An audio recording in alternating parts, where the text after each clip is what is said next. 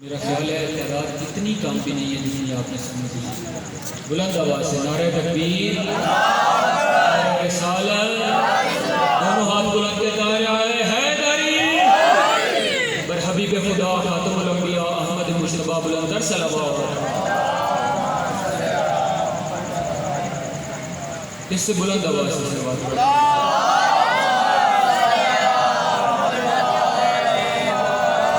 اگر کرونا کی وجہ سے تھوڑے بکھرے ہوئے بیٹھے ہیں لیکن آوازیں ہماری سیم ہو سکتی ہیں، لہذا یک زباں ہو کے محمد و آل محمد پہ صلوات پڑھیں.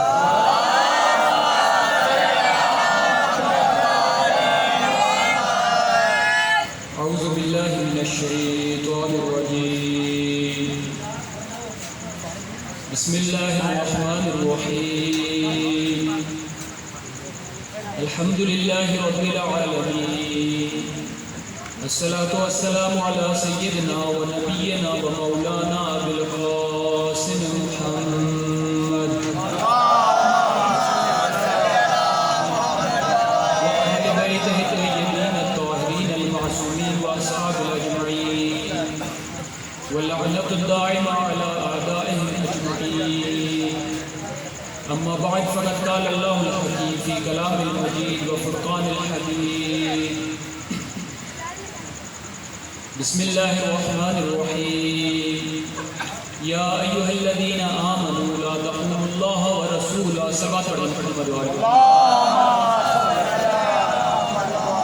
دعائے پروردگار عالم سے کہ وہ محمد والے محمد کے صدقے ہم سب کا یہاں بیٹھنا اپنی بارگاہ میں قبول و منظور فرمائے. اس کو ہمارے لیے توشہ آخرت قرار فرمائے. اس سے مولا حسین کو ہم سے خوشی عطا فرمائے. جتنے قدم چل کے ہم آئے ہیں پروردگار اپنی بارگاہ میں قبول و منظور فرمائے. بانیان مجلس اور ہم سب پہ اپنی خصوصی رحمتوں کا نزول فرمائے. جو دل میں دعائیں ہیں پروردگار ہم سب کو مستجاب فرمائے. اور ہماری سب سے بڑی دعا مولا امام زمان کے ظہور میں تعجیل فرمائے. دعاؤں کی مقبولیت کے لیے ایک صلوات فرمائے.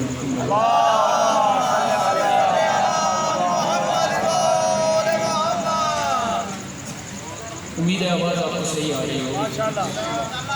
کل میں نے موضوع پہ جانے سے پہلے دو گزارشات کی تھی. کچھ باتیں سننے میں آئی تو میں نے کہا اس میں تھوڑی سی وضاحت کر دوں آپ کے سامنے. پہلی بات میں نے آپ سے کہی تھی کہ عزاداری ہماری شرعی حیات ہے.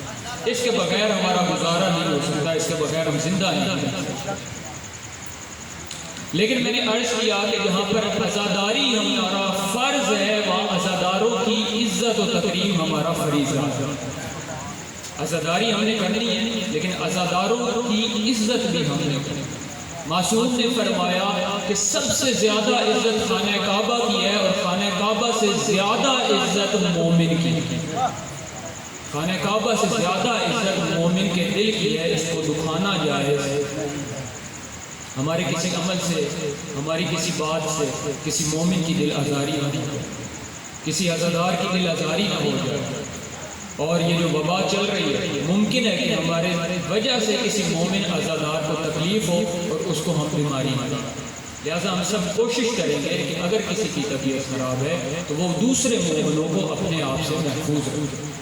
ورنہ مولا امام حسین ہم سے خوش نہیں ناراض ہوتے ہیں. عزاداروں کی تکلیف مولا اپنی تکلیف سمجھتے ہیں. ایک واقعہ ہے کربلا کا، آپ اپنی سماعتوں کو ذرا زیادہ منعکس کریں اور صلوات پڑھیں.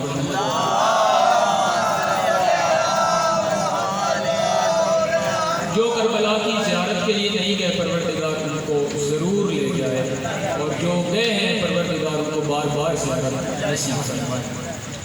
جو گئے ہیں وہ تائید کریں گے کہ وہاں خادموں کے پاس ایک گلدستہ ہوتا ہے اور اس سے وہ لوگوں کو متوجہ کرتے ہیں، زائرین کو متوجہ کرتے رہتے ہیں.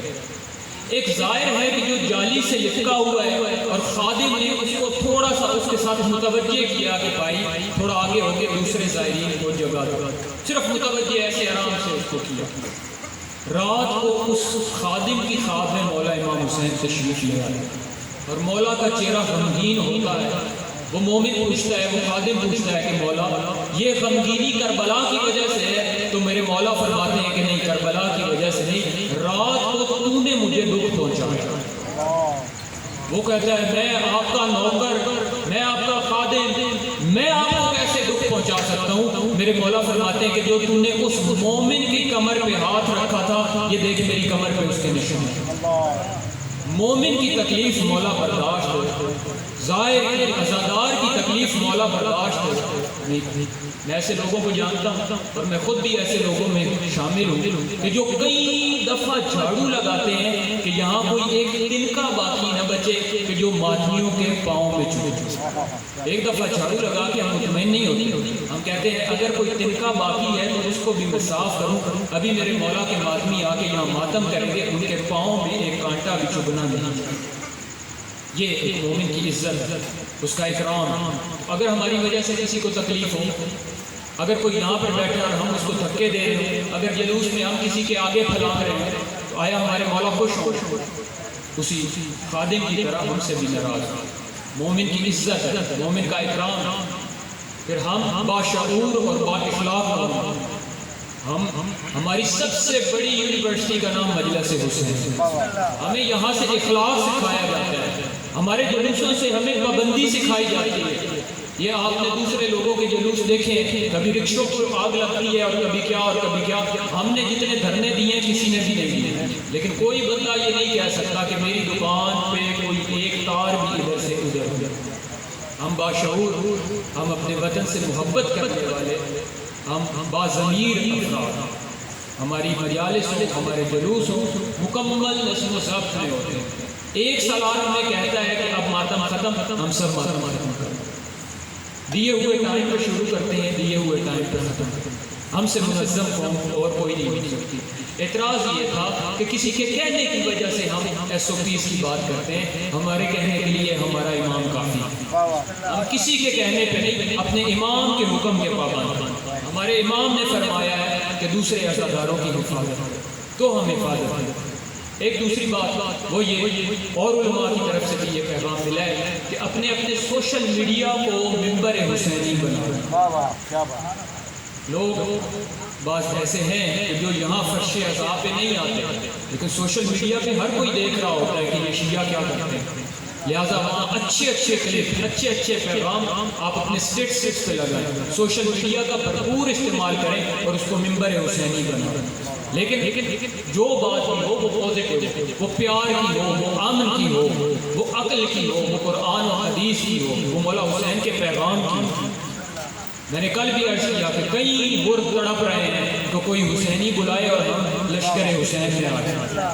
لہٰذا یہ ہمارا فریضہ ہے کہ ہم کسی بھی تھرو پیار کے پیغام ان تک پہنچائیں۔ ایک صلوات نعت فرمان محمد موضوع انشاءاللہ آپ کے سامنے میں لمبی بات نہیں کروں گا، مختصر بات کروں گا، میرے بات پڑھنے والے حضرات آ چکے ہیں۔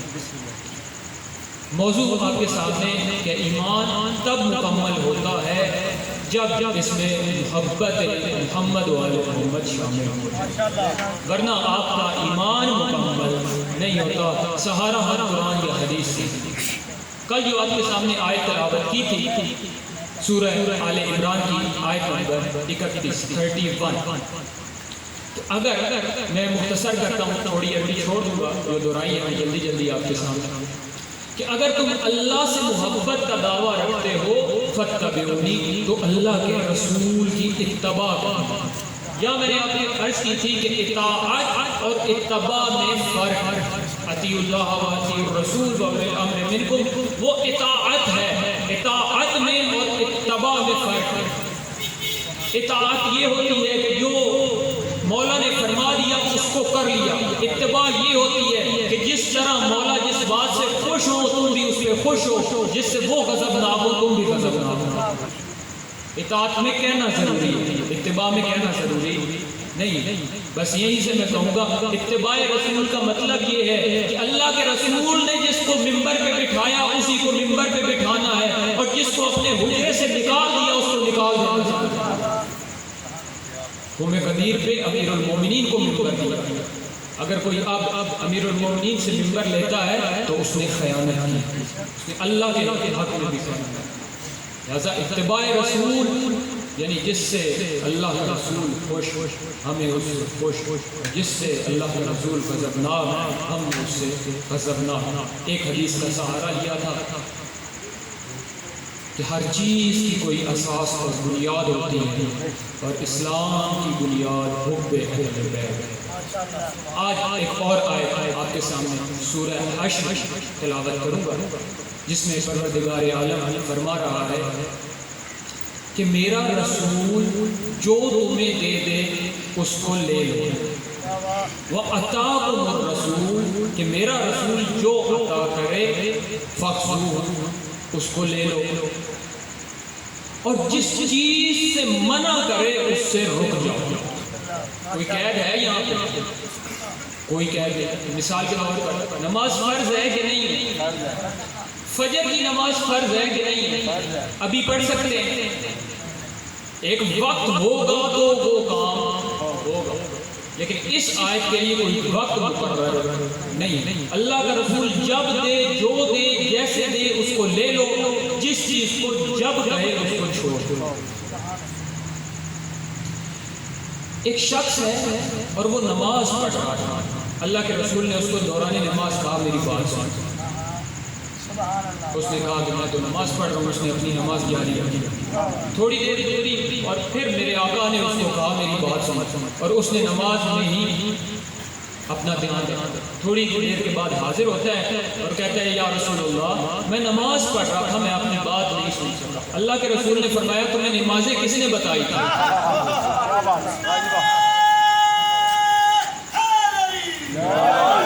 یہ تمہیں جو نمازیں پڑھ رہے ہو، یہ جو اعمال کر رہے ہو، یہ تمہیں کس نے بتائے؟ کہا یا رسول اللہ آپ نے بتایا۔ کہا اس کو چھوڑنے کے لیے بھی میں رسول ہی کہیں گا۔ جب اللہ کا رسول کچھ دے تو لے لو، جب کہے آ جاؤ تو آ جاؤ۔ اس میں اللہ کے رسول سے آگے کسی کی بڑی بات نہیں ہوگی، اگر ہوگی تو اس کے اعمال حد کریں، اس کے اعمال ختم کریں۔ اب اللہ کے رسول نے ہمیں دیا کیا؟ جو سب سے بڑا اللہ کے رسول نے ہمیں دیا وہ حب اہل بیت ہے۔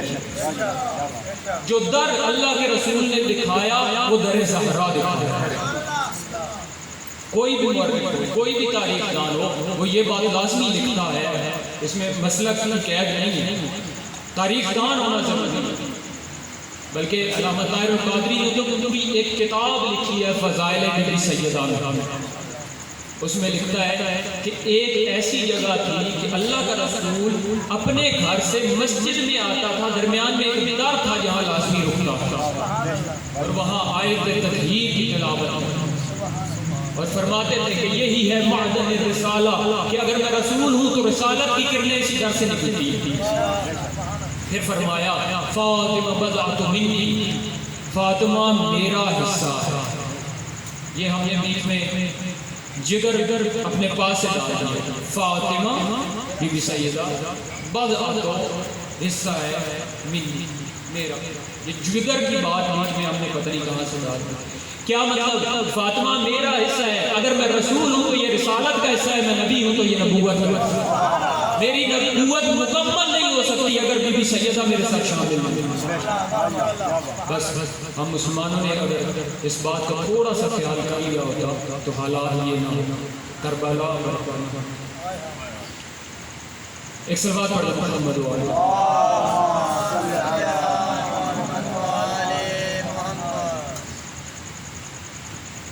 ایک اور حدیث کہ جو سیدہ کے باب میں درج ہے، اور تمام مؤرخین نے اس کو لکھ محدثین یعنی حدیثیں لکھنے والے، اس میں بھی مسلک کی قید نہیں ہے، سب نے لکھی۔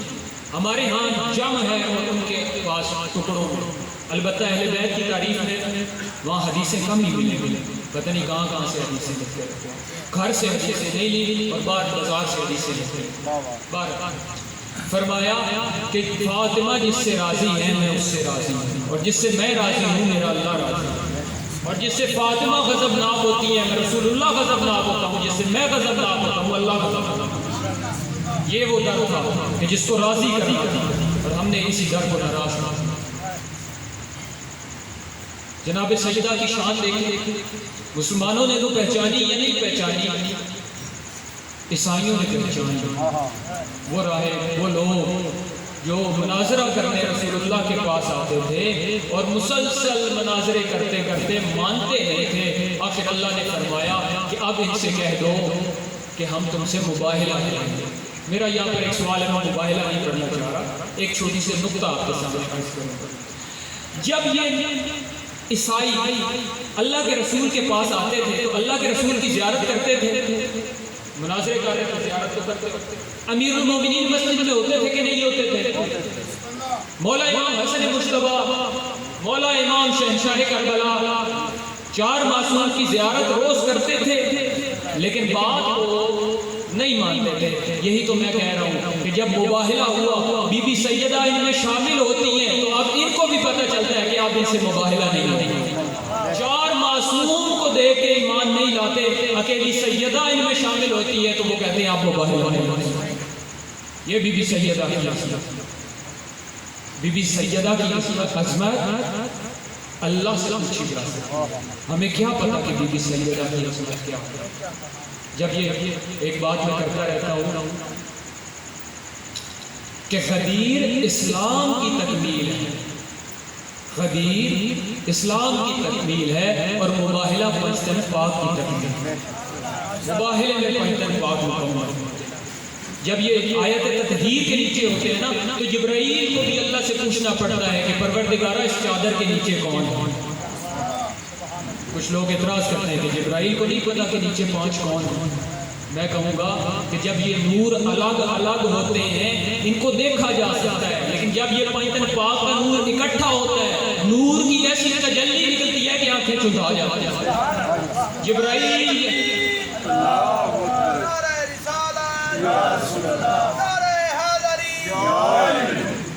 درود پڑھو.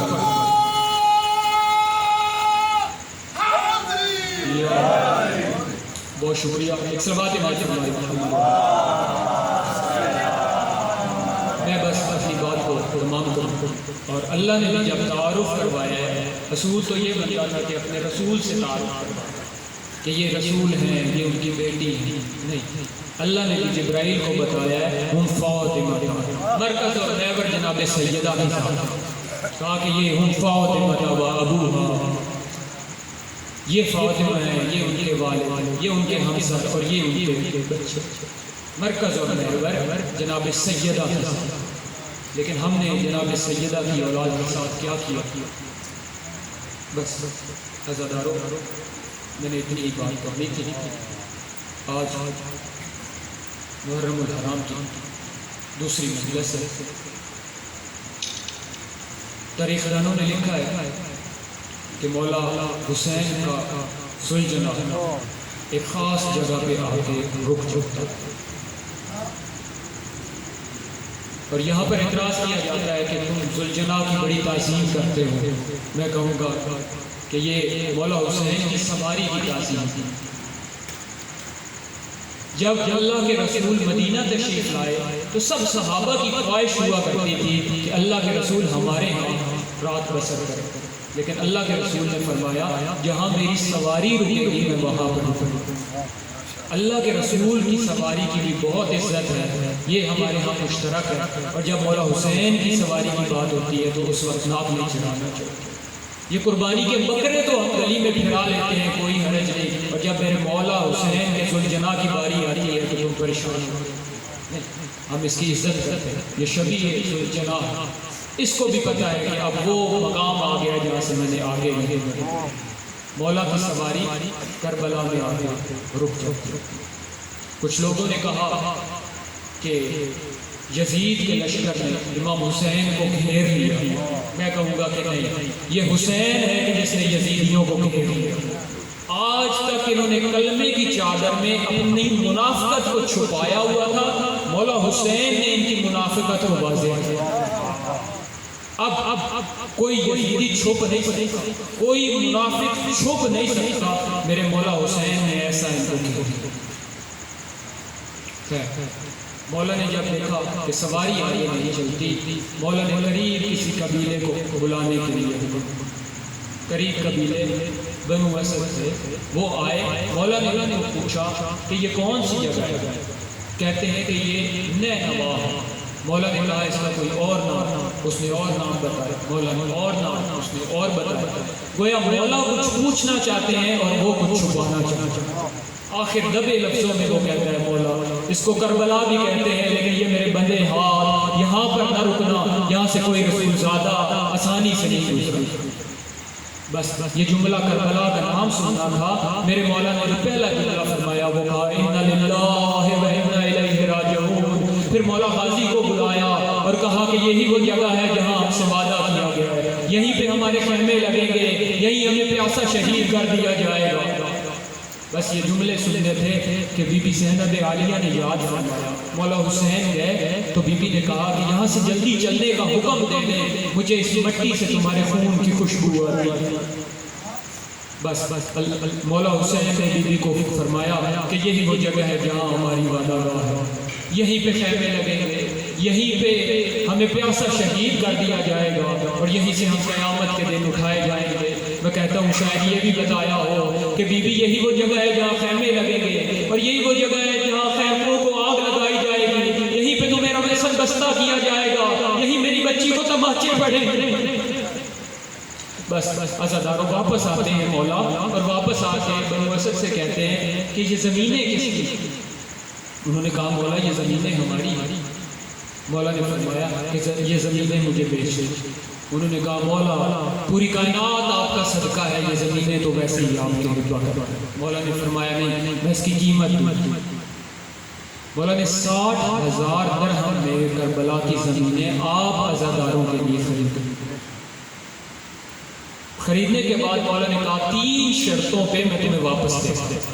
کون سی شرطیں؟ مولا نے کہا ابھی یہاں پر جنگ ہوگی، دشمن کے بھی لاشیں ہوں گے، ہمارے بھی لاشیں، دشمن اپنی لاشوں کو تو قبروں میں اتارے گا اور ہماری لاشیں بے گور و کفن اس ریت پہ پڑی۔ پہلی شرط یہ ہے کہ آنا اور ہماری قبریں بنا دیں۔ دوسری شرط مولا نے فرمایا دوسری شرط یہ ہے کہ ہماری قبروں کے نشان ضرور بنا دیں، جب بھی ہمارے زائر آئیں ان کو بتانا کہ یہ مولا حسین پیاسے شہید ہوئے اس کی قبر ہے، یہ مولا غازی کی قبر ہے، اور ان کا 3 دن تک انہیں مہمان رکھنا ان کی خدمت میں۔ دوسری شرط ہو گئی۔